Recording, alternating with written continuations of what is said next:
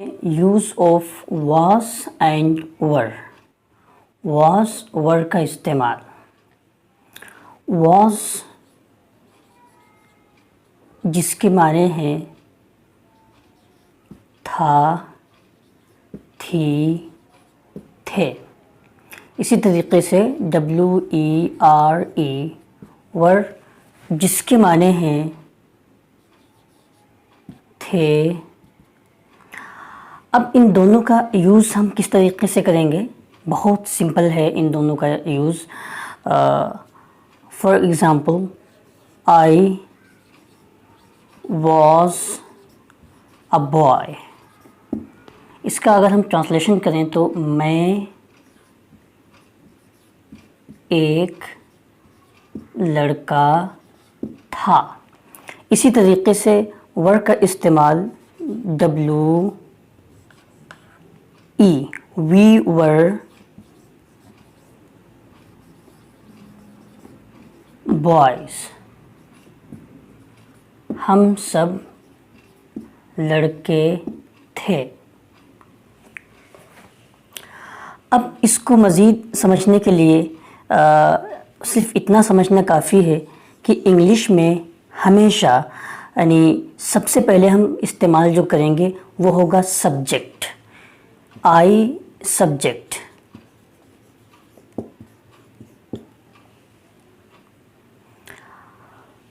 A boy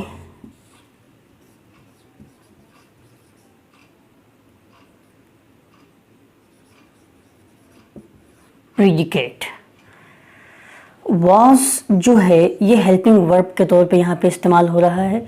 helping verb का मतलब है सब्जेक्ट एंड प्रीडिकेट, दोनों को आपस में जोड़ देना, दोनों को कंबाइन कर देना, दोनों को। फॉर एग्ज़ाम्पल अगर हम ये चीज़ यहाँ पे समझें कि आई ये एक प्रोनाउन है जो यानी ख़ुद के लिए इस्तेमाल करते हैं।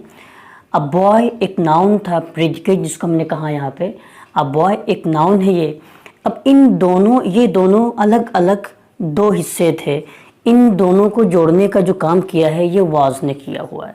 तो हेल्पिंग वर्ब का बेसिकली यही काम है कि वो दो को जोड़ करके एक सेंटेंस बना देता है। जैसे यहाँ पे वर, इसने क्या किया हुआ है? वी subject, SUBJ subject, boys predicate, इन दोनों को कंबाइंड कर दिया आपस में और एक सेंटेंस बन गया ये SENTENS सेंटेंस। तो अब ये वर्ड ने दोनों को जोड़ करके एक सेंटेंस बना दिया। तो ये बहुत आसान है। इससे पहले हमने इस MR पे बात की थी, आज हमने आपसे बात की है वाज एंड वर के बारे में। तो अब देखें कितनी आसानी से आप सेंटेंसेस बना सकते हैं और आप इस पे एक्सरसाइज कर सकते हैं, मशक कर सकते हैं। मज़ीद देखें जैसे I was a boy, I was a student, I was a engineer. इसी तरीके से we were boys, we were students.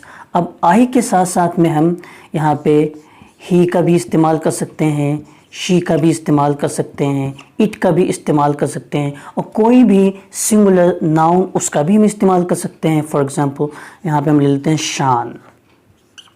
शान was a boy, he was a boy, she was a boy. It इसका इस्तेमाल करते हैं यानी नॉन लिविंग थिंग्स के लिए। जैसे इट वाज अ फैन, वो एक पंखा था। अब देखें हम वी के साथ में हम क्या क्या इस्तेमाल कर सकते हैं। तो यू, दे या जो भी कोई दो यानी नाउन्स हों या कोई प्लूरल नाउन हो, उन सबको इसके साथ हम इस्तेमाल कर सकते हैं।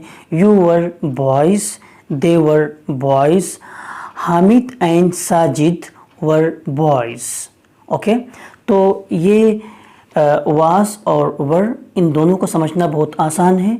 और आप इतना समझ लें कि इंग्लिश में एज अ फाउंडेशन यानी बुनियादी तौर पे दो चीज़ें बहुत अहम हैं। पहली चीज़ है हेल्पिंग वर्ब, उनका प्रॉपर इस्तेमाल आपको आना चाहिए। दूसरी चीज़ है टेंसेस, उनका प्रॉपर आपको इस्तेमाल आना चाहिए।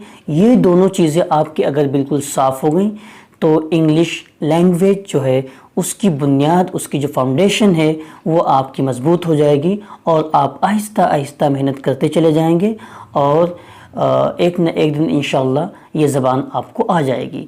لیکن اگر ہیلپنگ وربس اور ٹینسز یہ آپ کے کلیئر نہیں ہیں تو آپ ایز اے ٹیمپریری کچھ ورڈز یاد کر لیں گے، ایز اے ٹیمپریری کچھ سینٹنسز یاد کر لیں گے، لیکن وہ جو ایک ڈھانچہ، وہ جو ایک اسٹرکچر بلڈ اپ ہونا چاہیے وہ نہیں ہو پائے گا۔ تو I request all of you, please pay attention on helping verbs and tenses first of all, یعنی سب سے پہلے آپ کو انہی دو پہ دھیان دینا ہے۔ Thank you very much, see you again انشاءاللہ۔